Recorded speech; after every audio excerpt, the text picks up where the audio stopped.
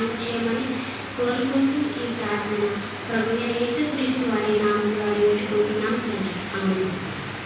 ప్రియులారా, ఈరోజు నేను చెప్పబోయే అంశం పేరు దేవునికి ఇష్టలుగా ఉండటం ఎలా. ప్రియులారా, దేవునికి ఇష్టలుగా ఉండటం ఎలా? ఈ టైటిల్ వినగానే దేవునికి ఇష్టలుగా ఉండటం అంటే ఏంటి, దేవునికి కూడా ఇష్టాలు ఉన్నాయా అని అనుకుంటున్నారా? అవును ప్రియులారా, దేవునికి కూడా ఇష్టాలు ఉన్నాయి.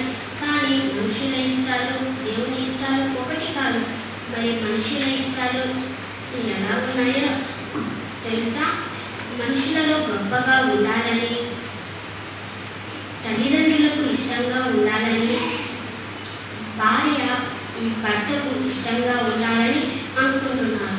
మరి ఈ మనుషుల ఇష్టాలను తెలుసుకున్న ఈ మనిషి దేవుని ఇష్టాన్ని, దేవుని మనసును ఎందుకు ఆలోచించలేదు? ఎందుకు తెలుసుకోలేకపోతున్నారు అంటే ఆలోచించవద్దు. ఎందుకంటే ఆయన కనిపించడు కనుక ఆయనను ఎందుకు ఆయన చెప్పినట్లు మనం ఎందుకు చేయాలి అని అనుకుంటున్నారు. ఆయనకు ఎందుకు ఇష్టంగా ఉండాలి అని అనుకుంటున్నారు.